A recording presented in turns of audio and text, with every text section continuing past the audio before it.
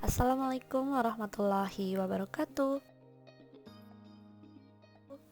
Pada kesempatan kali ini, kita akan mempelajari sistem pernafasan pada manusia.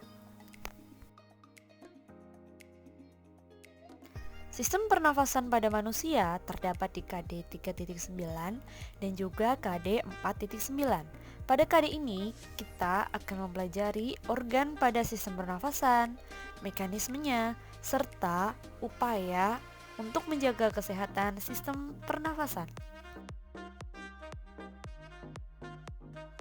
Sebelum kalian menyimak lebih lanjut, saya ada pertanyaan. Pada saat pandemi ini, apakah kamu sudah mengetahui bagian organ mana sajakah yang dapat diserang oleh virus COVID-19?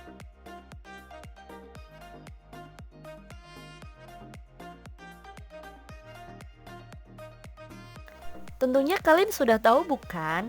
COVID-19 atau corona menyerang pada bagian tubuh, khususnya itu pada sistem pernafasan.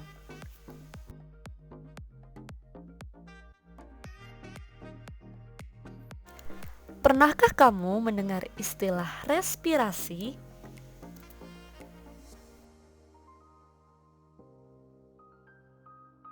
Respirasi atau pernafasan merupakan proses pertukaran gas yang terjadi di dalam tubuh manusia. Oksigen yang kita hirup akan bereaksi dengan glukosa yang ada di dalam tubuh kita, yang kemudian akan menghasilkan suatu energi dalam bentuk ATP dan juga CO2 atau karbon dioksida dan juga H2O atau uap air.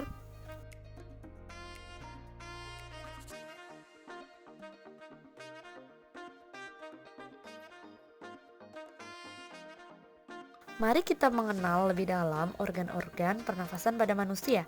Yang pertama ada hidung. Di hidung terdapat saraf penciuman atau pembau. Di rongga hidung juga terdapat rambut halus dan juga selaput lendir.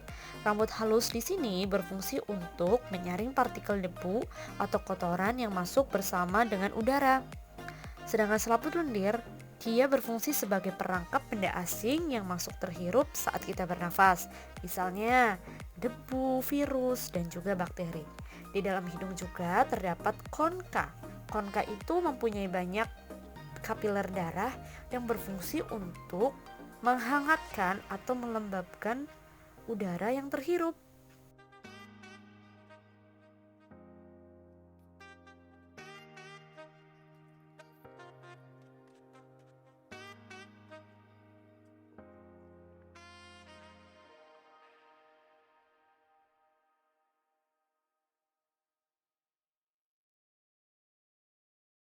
Yang kedua ada faring. Faring terletak di bagian belakang rongga hidung atau di atas laring, yang merupakan lanjutan dari saluran hidung yang meneruskan udara ke laring. Dinding faring tersusun atas otot rangka yang dilapisi oleh membran mukosa.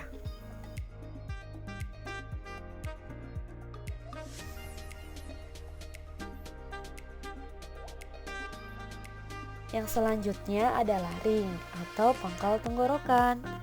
Laring merupakan suatu organ pernafasan yang menghubungkan faring dengan trakea.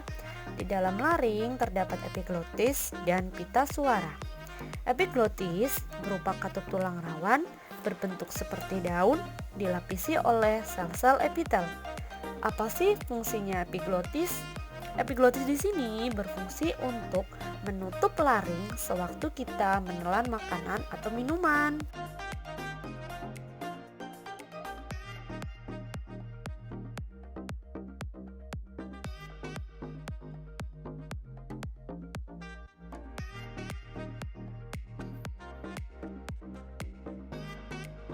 Apa yang terjadi apabila kita makan sambil berbicara?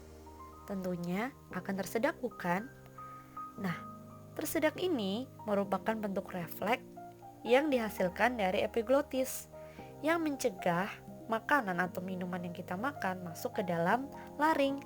Oleh sebab itu, apabila kita makan atau minum, alangkah baiknya tidak sambil berbicara.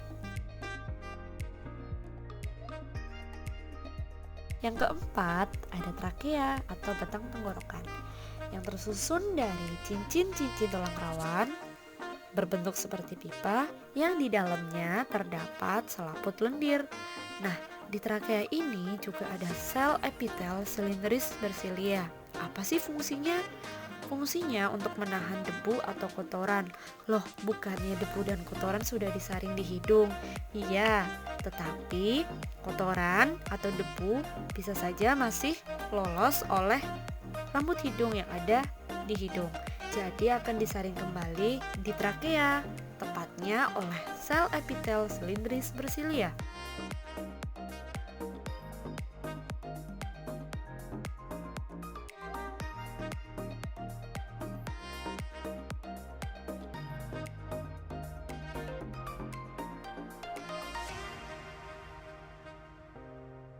Yang selanjutnya ada bronkus dan juga bronchiolus. Yang pertama akan saya jelaskan apa itu bronkus. Bronkus itu merupakan percabangan dari trakea. Masing-masing bronkus memasuki paru-paru kanan dan juga paru-paru kiri. Struktur bronkus hampir sama dengan trakea, tetapi lebih sempit. Bentuk tulang rawan bronkus tidak beraturan dan berselang-seling dengan otot polos. Nah, di dalam paru-paru ini, bronkus bercabang lagi menjadi bronchiolus. Nah, bronchiolus ini merupakan cabang-cabang kecil dari bronkus yang ujung-ujungnya terdapat gelembung-gelembung yang sangat kecil dan berdinding tipis yang disebut dengan alveolus atau jamaknya disebut dengan alveoli.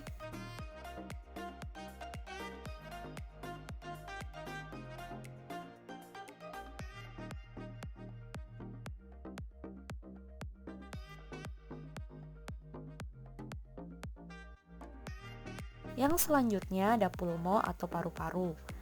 Paru-paru itu diselubungi oleh selaput elastis yang disebut dengan pleura. Terletak di dalam rongga dada di atas diafragma. Tahukah kamu perbedaan paru-paru kanan dan paru-paru kiri? Paru-paru kanan terdapat 3 lobus, sedangkan di paru-paru kiri hanya terdapat 2 lobus. Nah, di dalam paru-paru ini itu terdapat bronkus dan juga bronchiolus yang tadi sudah dijelaskan.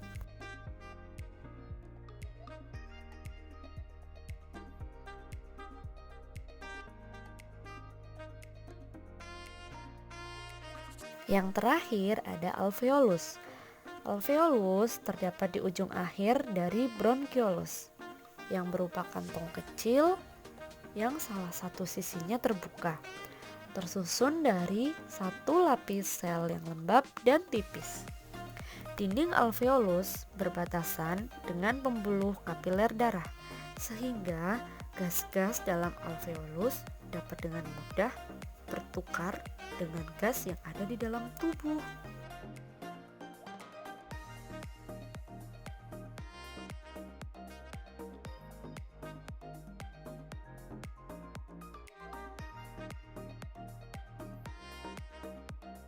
Wah, tidak terasa kita sudah mempelajari semua organ-organ yang ada di dalam sistem pernafasan. Yang selanjutnya, kalian silahkan kerjakan tugas berikut. Yang pertama, jelaskan secara singkat apa itu respirasi. Yang kedua, buatlah tabel penjelasan singkat dari organ-organ pernafasan. Jadi, organ-organ pernafasan yang sudah dijelaskan tadi, silahkan kalian buat tabelnya dalam bentuk penjelasan singkat.